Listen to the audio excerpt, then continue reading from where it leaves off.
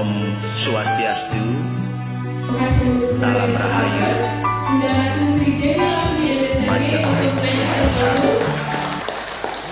seorang Suminggih yang menjadi inspirasi yang menjadi panutan kita dan sangat luar biasa pada siang hari ini yang jauh-jauh dari Kalimantan yang akan menemani kita untuk berdiskusi.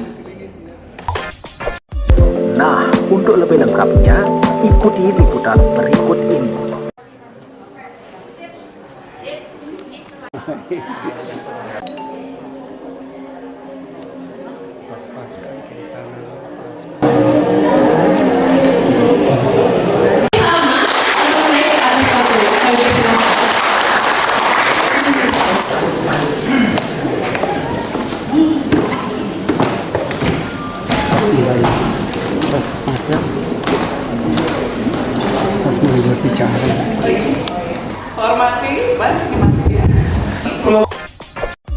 Nah, untuk lebih lengkapnya, ikuti liputan berikut ini.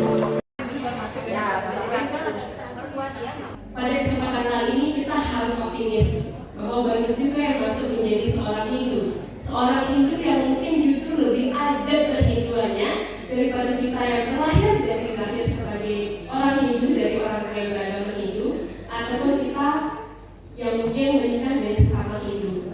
Seorang Dharmika tentunya yang terlahir yang bersuami dengan orang Hindu adalah tonggak estafet generasi muda kita, di mana beliau-beliau ini adalah orang tua luar biasa yang akan melahirkan generasi seputra karena telah mengayuh ajaran ini.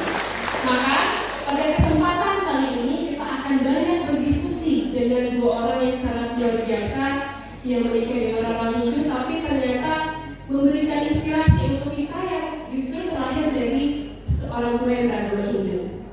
Maka saya mengundang dalam sumber kita yang kedua yang tentunya sangat luar biasa, seorang public figure yang kita ketahui banyak berbagi tentang kita tentang arti sederhana dari Hindu yang beliau maknai, dan tentunya akan berbagi dengan kita para Dharmika dan tentunya orang-orang yang kami jaga Dharmika itu. Kami mengundang Jerwana Sari atau Happy Salma untuk naik ke atas kami bersama. Kurikulum Vitae sebelum nanti kedua narasumber sendiri akan menjelaskan lebih banyak tentang kehidupan beliau. Mbak Jero, mungkin Mbak Jero kan dari seorang aktris, kemudian penyanyi juga, kemudian dari Sukabumi. Mungkin bisa diceritakan perjalanannya secara singkat, kemudian menikah dengan orang Bali. Ternyata sempat shock culture juga ya. Kemudian sempat merasa waktunya diambil lah gitu. Tapi ternyata cepat nonton di podcast. Tapi ternyata Mbak Jero bisa menerima itu gitu, dan Mbak Jero ini kan pegiat seni, cocok nih dengan Mbak Jero yang memang pegiat budaya lah. Mungkin bisa diceritakan perjalanan secara singkat dan penguatan kehidupannya, kenapa bisa sampai seajak itu dan selalu menggelorakan untuk menjaga Bali dan tradisinya. Silakan Mbak Jero. Terima kasih ya. Banyak suka nonton di entertainment gitu ya, berita-berita apa gitu ya. Sekarang bisa ngobrol-ngobrol, nanti bisa tanya langsung karena banyak juga itu hoax. Mungkin sebelumnya saya mau mengucapkan salam. Assalamualaikum warahmatullahi wabarakatuh. Budaya dan kebajikan Om Swastiastu. Iya, cerita apa ya panjang kalau diceritain, karena perjalanan hidup saya sudah lumayan ya. Kemarin tadi dibilang kan 4 Januari ulang tahun itu umur saya ke-45. Jadi kalau saya cerita bagaimana awalnya saya hidup di Bali dan saya menjalani takdir hidup saya, mungkin saya cerita 14-15 tahun yang lalu ya. Yang pertama adalah saya percaya apabila kita mendapatkan jodoh dengan siapapun kita akan punya tantangan. Mau menikah dengan orang Bali, orang Papua, orang Timor, orang Sumatera, Kalimantan, kita tetap akan beradaptasi dengan tradisi, budaya, ibu mertua, lingkungan IPA dan lain sebagainya.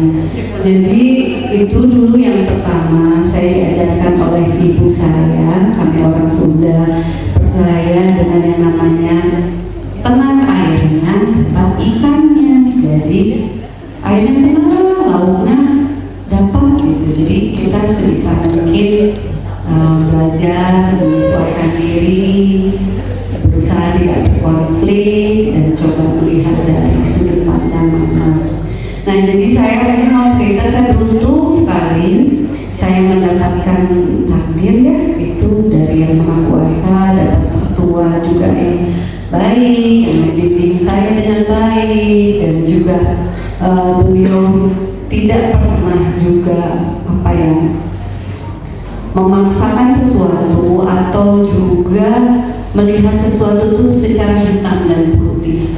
Jadi saya tidak merasa kehilangan diri saya itu yang utama. Jadi ketika saya pindah ke Bali, tentu saya shock ya, shock sekali. Gitu baju berseragam terus, ngumpul terus, pacaran terus, kumpulin berbeda-beda. Saya awal-awal bingung, kenapa saya nggak boleh duduk di situ? Itu buat itu apa penelisir semua. Tapi penelisir itu saya kenal juga, nggak bisa. Kenapa sih? Gitu. Jadi hal-hal yang apa ya, saya belajar tentang karakter dan bahkan mencintai diri saya dan asal usul saya harus akui ada ketika saya hidup di Bali. Karena di sana saya mempelajari dari mana saya berasal, siapa saya. Dulu saya melihat itu sesuatu hal yang biasa diajarkan oleh orang tua saya. Walaupun kami maksudnya berbeda-beda pandangan, keyakinan, tetapi kami memiliki payung yang sama dalam melihat moralitas dan rasa kemanusiaan itu dulu. Nah, kami juga punya pandangan yang sama bagaimana melihat tradisi, bagaimana melihat budaya. Tapi dulu kan kayak saya harus belajar menari, mengenal leluhur ya, kakek, nenek, saudara, silaturahmi itu kayak ya deh gitu, ikutin aja orang tua. Tetapi ketika di Bali saya mempelajari itu lebih dalam ketika saya berbaur dengan para sementong gitu. Tidak ada bedanya sebetulnya gimana ya kita menjalin silaturahmi satu sama lain, membawa diri gitu. Tapi tentu saya kaget juga, kenapa harus ngumpul terus, kenapa harus ada terus. Saya sudah datang terus ke kabinet, saya juga tidak kenal dia siapa gitu. Tapi dengan sabar gitu ya, ayah mertua saya, suami saya mengajarkan dia, datanglah beliau waktu itu ketika menikah dia menari, dia menyumbangkan banyak makanan hasil bumi. Oke, dari situ saya belajar tentang ikatan ekosistem sebuah lingkungan. Oh iya ya, ya udah deh gitu. Nah, lalu saya kan lahir di Sukabumi, tapi saya besar di kota Jakarta dengan terbiasa pekerjaan saya yang punya profesionalisme kerja yang cukup baik, cukup dinamis gitu. Saya tentu rindu, saya harus meninggalkan apa yang sudah saya kerjakan. Tetapi saya bersyukur sekarang. Betul tadi disampaikan pasti awalnya saya rindu kakak saya, adik saya rindu pekerjaan saya pindah ke tempat yang baru, lingkungan baru, situasi yang baru, dengan background yang baru, itu membuat saya sangat-sangat merasa sendiri. Tetapi di dalam kesendirian itu saya punya kesempatan yang sangat baik. Saya banyak waktu berbicara dengan diri saya. Apa yang saya mau, apa yang saya cari. Dari sana saya mulai mengetahui, oh saya ternyata memang sudah tidak suka juga kok main-main sinetron. Saya juga ternyata nggak suka kerja yang kayak begitu, yang ritmenya sangat cepat dari pagi sampai pagi. Walaupun saya suka uangnya, tapi apa itu yang saya mau terus gitu. Jadi muncul kedewasaan saya.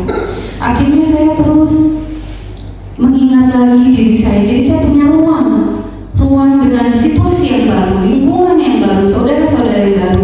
Saya banyak berbicara dengan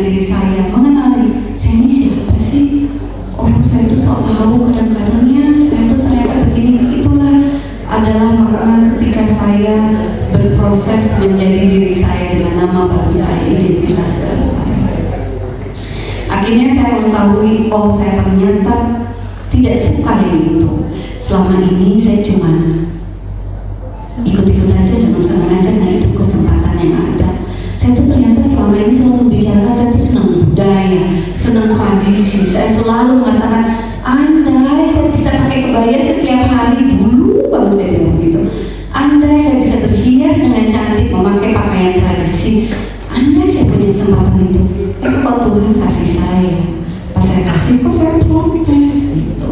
Nah dari situ akhirnya saya belajar, oh saya tidak boleh munafik, tidak boleh hipokrit. Yang kedua saya belajar menerima diri saya. Jadi setelah saya berkomunikasi dengan diri saya maunya apa ya, saya menjadi diri saya yang baru. Terus saya juga takut kehilangan diri saya karena sumberton mendominasi, culture mendominasi. Terus saya jadi saya siapa gitu. Tapi ternyata akhirnya saya punya kesempatan setelah berkomunikasi dengan diri saya, akhirnya saya belajar menerima diri saya. Diri saya yang apa, diri saya dengan punya kekurangan dan kelebihan, dan diri saya yang menyukai satu hal. Ternyata saya sangat suka budaya, saya sangat suka tradisi, dan di Hindu di Bali mengajarkan itu semua juga untuk saya. Hingga akhirnya saya pun semakin mendekatkan dengan apa yang saya sukai, yaitu literasi dan sastra. Dari sana akhirnya saya memberanikan diri. Jadi saya bersyukur sekali, maksudnya sebab karena suami saya, karena lingkungan saya dipaksa mendobrak diri saya keluar dari apa yang selama ini saya pikir saya tidak mampu. Karena keberanian diri saya itu, saya juga jadi berani membentuk pribadi saya. Saya akhirnya menjadi produser teater. Saya membuat pertunjukan-pertunjukan seni dari karya sastra menuju ke panggung dengan lebih berani. Disebabkan apa? Disebabkan ketika saya beradaptasi hidup di Bali. Karena di situ saya mulai mengetahui apa sih sebetulnya yang saya mau, gitu. Tapi di dalam prosesnya tetap saya juga masih bingung. Pacaran nggak selesai-selesai. Gak ada kerjaan, saya mau pentas, iya tapi ibu ini ada Maya, ada odalan. Odalannya 10 tahun sekali. Ya kemarin 20 tahun sekali. Ini 30 tahun sekali. Jadi yang mana yang lebih istimewa gitu? Ternyata semua adalah istimewa. Sampai akhirnya saya pikir, ya sudahlah, saya ikut-ikut aja dulu gitu. Ikut-ikut tapi sampai dengan pasang muka yang jangan ganggu saya gitu. Jangan sakiti saya gitu. Kayaknya salah, nggak apa-apa kan saya Sunda, saya beri palsu. Jadi saya punya excuse bahkan. Oh iya nggak apa-apa, baru belajar. Jadi saya diajarin. Kayaknya jangan dari kanan, dari kiri. Oh iya. Tapi nanti pas di daerah yang lain nggak apa-apa kok. Nah, dari saudara yang lain nggak apa-apa, sambalnya mau saya ini. Dari situ saya belajar tentang perspektif atau sudut pandang. Jadi setelah saya berkomunikasi dengan diri sendiri, saya mengetahui apa mau saya. Yang ketiga saya belajar tentang sudut pandang. Jadi dari Bali itu saya belajar tentang dari mana dulu kita melihat. Jadi saya nggak perlu ikut stres. Kalau yang satu bilang sambalnya salah, yang satu bilang kayaknya salah, semua benar, tergantung dari mana kita mau melihatnya. Jadi akhirnya itulah yang membuat saya perlahan-lahan mulai mengerti. Dari sekali dua kali saya ikut bikin jajanan suci, ikut-ikut layar aja, gunting-gunting, apa pura-pura aja apa gitu. Udah ya kan nggak ngerti juga ikut ya. Aduh pisaunya bagus-bagus, baju saya salah, baju biru saya hitam. Ya dari situ saya jadi malah menempa diri saya dan mengenali diri saya bahwa saya bisa hidup di mana saja setelah saya jadi orang Bali. Karena saya percaya Bali itu punya kekuatan yang luar biasa, saling mengikat satu sama lain, bahkan tidak melihat agama atau juga latar belakang apapun. Saya melihat dari Hindu dan di Bali masyarakatnya itu, dia itu menangkap atau merespon apapun yang dari luar, dia terima dan dia leburkan kembali menjadi sesuatu yang baru. Contohnya kebaya, ini kan kebaya Sunda, tapi diikat kan jadi kebaya Bali. Ada barongsai ditangkap oleh orang Hindu Bali dan menjadilah barang. Begitu juga kain-kain, ada dari Sumatera, dari mana. Dari situ saya tidak takut lagi. Ternyata bahkan akhirnya setelah saya melakukan kewajiban-kewajiban saya di dalam lingkungan saya dan ekosistem saya, di dalam wilayah Semarang Banjar, disitulah saya dapat kebebasan. Jadi sudut pandang saya juga berubah. Kalau saya mau dapat kebebasan, lakukan kewajiban saya. Jadi sekarang misalnya kayak kemarin Mbak Evi, Ibu Jero, ini sebulan ini upacara panjang 60 tahun sekali. Dan saya melihat bagaimana masyarakat di sana selama 1 tahun mempersiapkan upacara tersebut, bukan hanya batinnya, dananya, tenaganya, setahun. Selalu saya pikir, saya datang 10 kali aja nggak rugi buat hidup saya. Kadang-kadang saya datang ngopi ke teman saya, ngerumpi sekali 2 kali. Apa bedanya? Bukankah ini lebih manfaat? Jadi saya melihat dari sudut pandang itu, ada sementor-sementor lain yang bekerja lebih keras dibanding saya. Mereka dari subuh sampai malam lagi, mereka modal bikin ini, bikin itu, bikin yang bikin banternya dari ujung sini sampai ujung sana, dari pagi bangun pagi lagi. Ya saya hanya datang sekali, 2 kali, 3 kali, 4 kali. Apa salahnya sebagai bakti saya gitu? Anggap bukan hanya sebagai orang Bali atau Hindu atau apapun, sebagai rasa kemanusiaan kita wajib melakukan itu sebagai bagian dari masyarakat. Itu akhirnya yang saya lakukan. Jadi cara pandang itu tidak memberatkan lagi buat saya. Karena ketika awal saya banyak takut, salah ini, salah itu.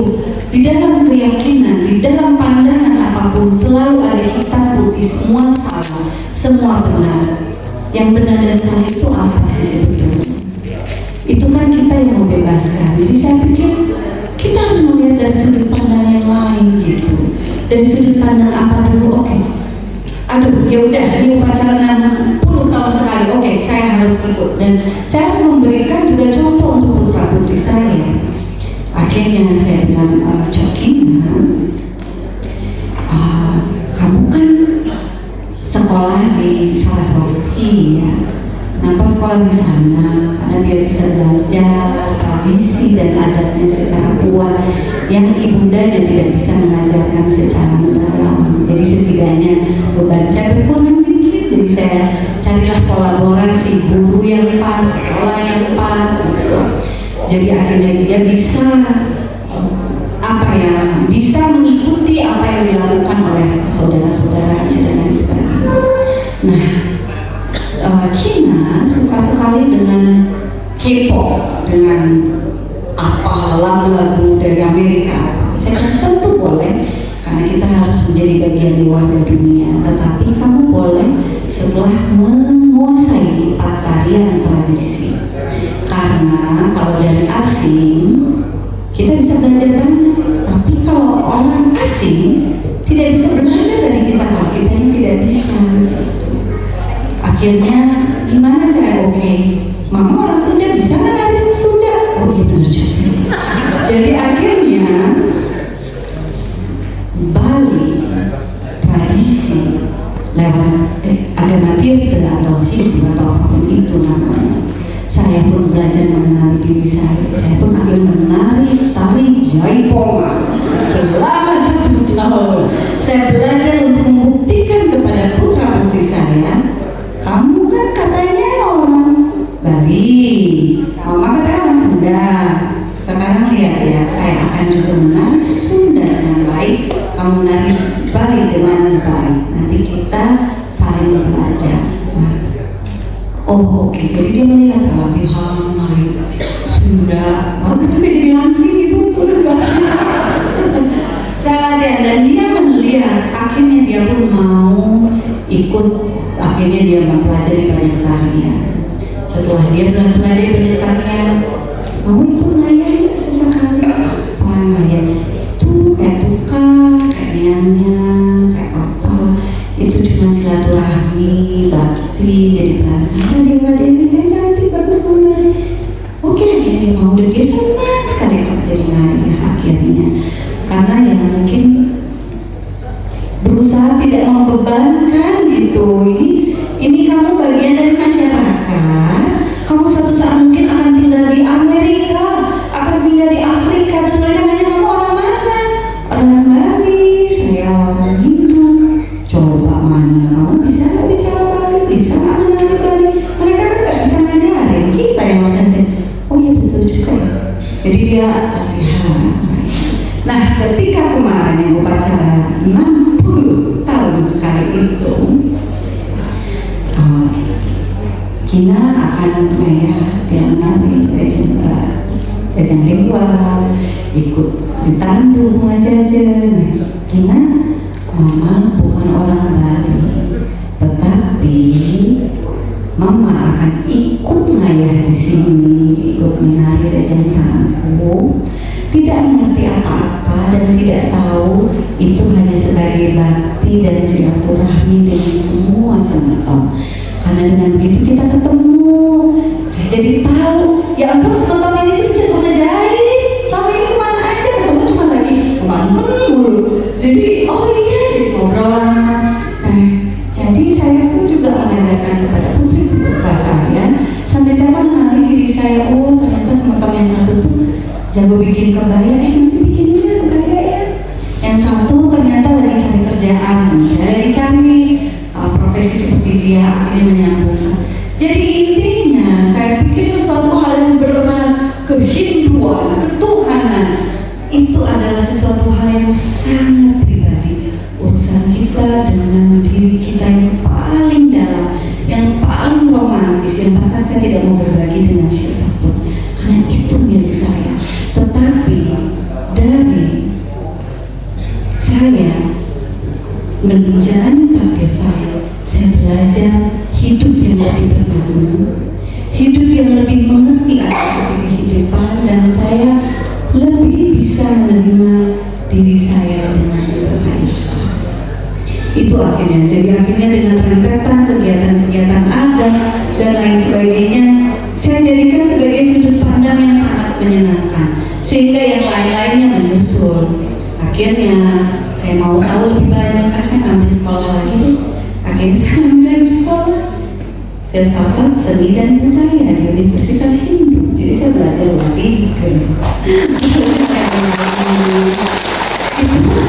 demi untuk saya jadi haus akan ilmu pengetahuan yang tentu akan berguna bukan hanya untuk unsur ketuhanan diri saya, tetapi lebih untuk apa makna saya di dalam alam raya yang luas ini gitu. Sama saja dengan kedatangan saya kali ini, saya nggak ngerti apa-apa, saya juga nggak tahu ternyata seserius ini. Saya hanya mengikuti intuisi saya dapat kabar, kenalan baru itu nyoman yang sangat santun, berbicara dengan sangat tulus, berbicara dengan sangat sungguh-sungguh, dan saya tersentuh hatinya. Saya nggak tahu ini apa, saya bisa nggak pernah datang ke talk show yang bukan ada urusan pekerjaan saya gitu. Jadi saya hanya percaya setiap jiwa saling menyentuh satu sama lain. Jadi saya hanya percaya Bu Nyoman punya niat yang baik, ingin saya datang. Saya nggak tahu saya gunanya untuk apa, ya datang saja, mungkin ada sesuatu yang berharga untuk saat ini atau di masa yang akan datang. Jadi mungkin itu saja, nanti bisa ngobrol-ngobrol, tanya jawab apa, mungkin ada yang terlewat atau ada yang belum tersampaikan. Karena hidup 14 tahun selama saya di Bali itu lama ya, kalau diceritain panjang 10 skripsi. ini, jadi nanti kalau mau tanya apakah pernah menangis tengah malam atau apakah pernah kebingungan, bisa tanya. Tapi itu lagi, dengan menikah sama siapapun kita membawa deritanya kita, dalam arti derita itu tantangannya kita, hanya tinggal yang mana dan apa yang sudah menjadi milik kita itu sudah pasti yang paling bagus. Itu saja dari saya. Terima kasih banyak. Saya tutup dengan pesan.